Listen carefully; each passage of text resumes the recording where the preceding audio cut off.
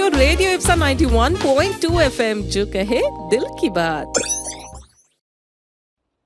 Hello everyone, this is Arijit चाहत और आप सुन रहे हैं रेडियो इप्सा 91.2 एफएम, जो कहे दिल की बात। आपको पता है, आज हमारे साथ हमारे शो में एक बहुत ही स्पेशल पर्सनालिटी बैठे हैं। जी हाँ, आज हमारे साथ डॉक्टर प्रोफेसर अजीत जी बैठे हैं, अजीत उपाध्याय जी बैठे हैं, जिनको मार्केटिंग की फील्ड में मोर देन 30 इयर्स का एक्सपीरियंस है। Right sir? Yeah that's really amazing. But sir, मैंने अभी आपके बारे में इतना कुछ जाना, मुझे मालूम पड़ा आप इतना स्ट्रॉन्ग एक्सपीरियंस उसमें होल्ड करते हैं, बट आपके लुक्स के साथ आपका एक्सपीरियंस मैच नहीं हो पा रहा है।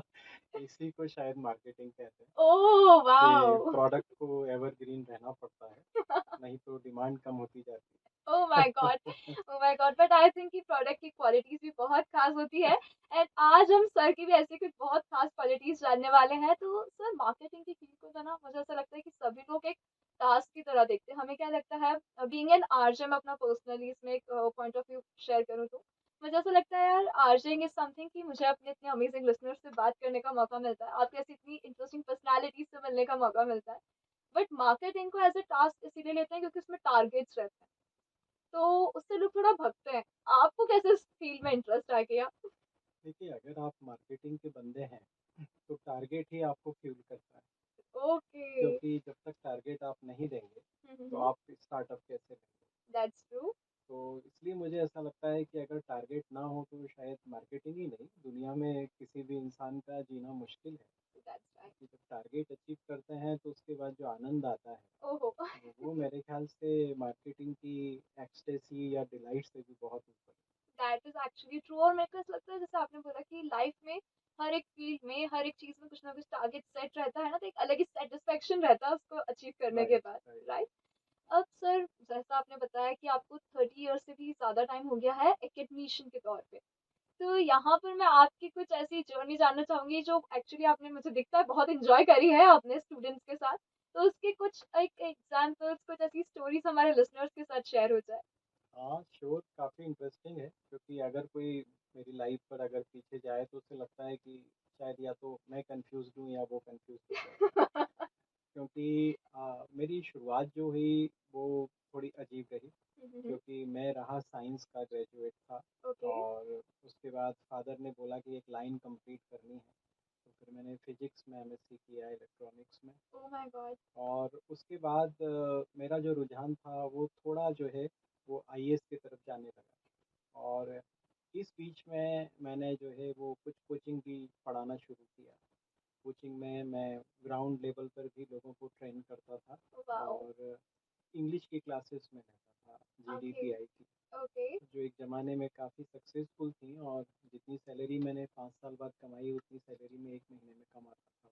वाओ! और उसके बाद लेकिन फादर ने बोला कि नहीं, एक रेगुलर इनकम चाहिए, क्योंकि शादी पुराने ज़माने में तभी होती थी जब रेगुलर इनकम थी। That's true, that's true. तो फिर मैंने जो है वो एमबीए के लिए एंट्रेंस एग्ज़ाम दिया। मैं 5 बार एमबीए एंट्रेंस क्लियर किया, लेकिन मैंने ज्वाइन नहीं किया। लेकिन क्यों? 6 टाइम्स मैं सोचता था कि एमबीए करके करेंगे क्या। ओके। और जब फर्स्ट टाइम मैंने एमबीए की फर्स्ट क्लास में बैठा, तो जिस प्रकार से हमारे टीचर्स प्रोफेसर्स हमको पढ़ा रहे थे तो मुझे बहुत ज़ोर से हंसी आ रही थी।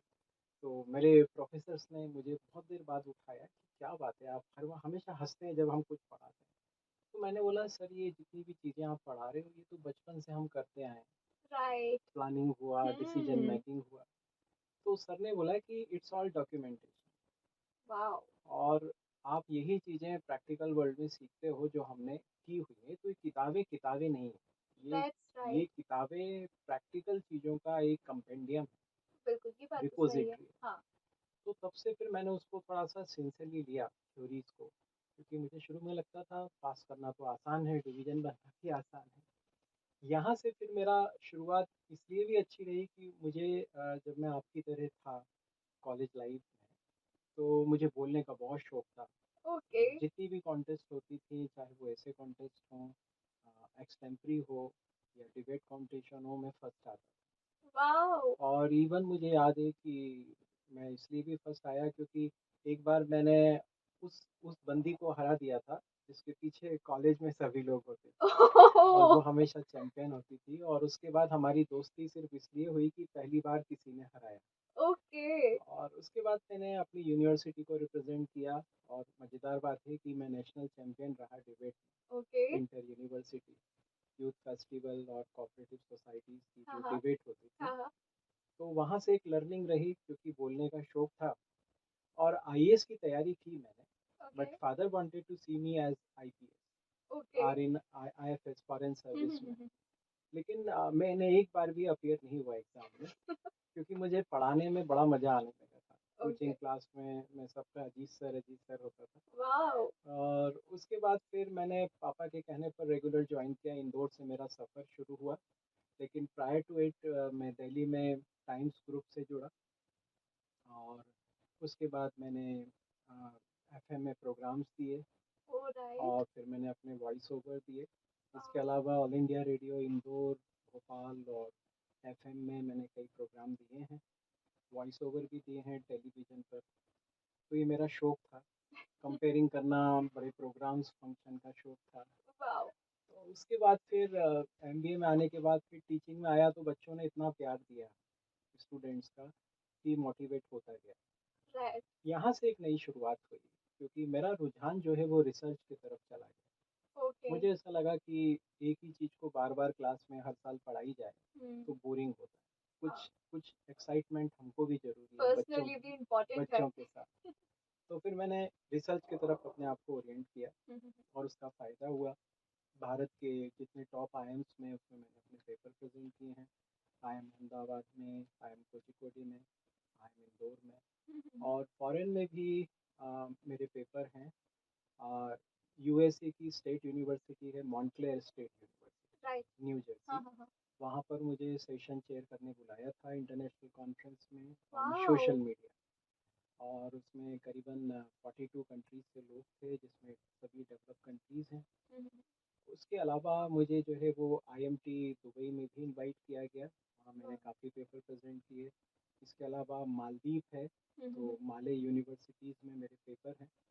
तो इस प्रकार से ऑस्ट्रेलिया की विक्टोरिया यूनिवर्सिटीज़ में मेरे पेपर हैं। वाओ! तो इन कंट्रीज़ का मैंने सफ़र खुद किया, अपने दम पर किया, खुद बिल्कुल, खुद के पैसे लगे। बिल्कुल। बाद में इंस्टीट्यूशंस ने हमको सपोर्ट भी किया। हाँ, हाँ। तो रिसर्च से बड़ा आनंद आया और बच्चों के साथ जुड़ते थे तो बच्चे शायद मुझे इसलिए पसंद करते थे कि मैं प्रैक्टिकल बातें करता था वाओ! That's right. और उसमें शोध रिसर्च ये सब चीज़ें होती थी हाँ, और डिस्कशंस बड़े जो होते थे वो करंट इश्यूज पर होते थे। Okay, right. तो और इसके अलावा मुझे थोड़ा लिखने का भी शौक है।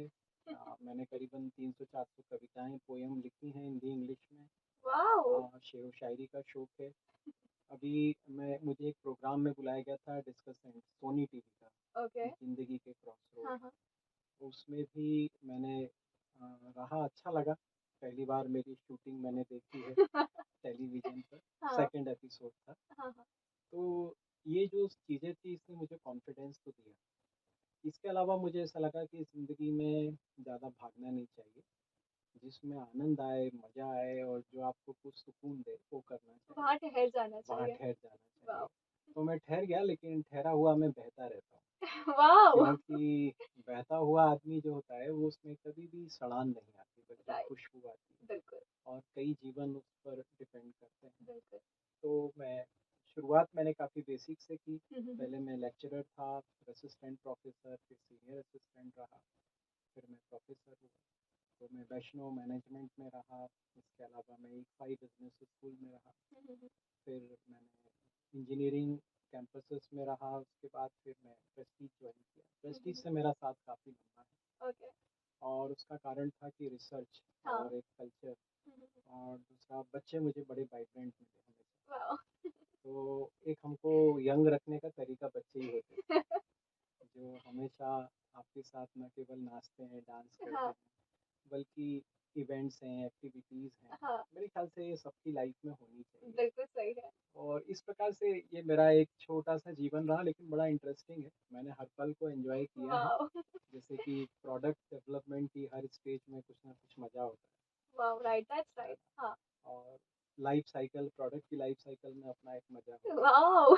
तो उन सभी साइकिल से हम सीखते हैं। राइट, और कुछ ना कुछ स्ट्रेटेजी निकलती है। बिल्कुल सही बताया। तो ये कुछ छोटा-सा है बिल्कुल। जो शायद कुछ लोगों को गुदगुदाएगा और लगेगा कि नहीं ये हमारी तरह ही इंसान है, कुछ अलग नहीं है। ऐसा कुछ नहीं है सर, आपका एक्सपीरियंस लिटरली बहुत अलग है और मुझे आपकी एक चीज़ तो बहुत अच्छी लगी। आपने खुद को एज़ अ प्रोडक्ट जो प्लेस करा है ना, हाँ, प्रोडक्ट साइकिल के साथ जो खुद को यहाँ पर आपने रिलेट करा है, वो चीज़ ने लिटरली मेरा दिल जीत लिया है। बट ऐसे ही बातचीत अजीत सर और मेरी तो ब्रेक के उस पार भी चलती ही रहेगी। आपको बस एक छोटा-सा काम करना है, आपको बने रहना है हमारे इसी शो में जिसका नाम है नॉलेज विलेज, रेडियो अप्सरा 91.2 एफएम पर जो कहे दिल की बात। Listen to Radio Ipsa 91.2 FM, जो कहे दिल की बात।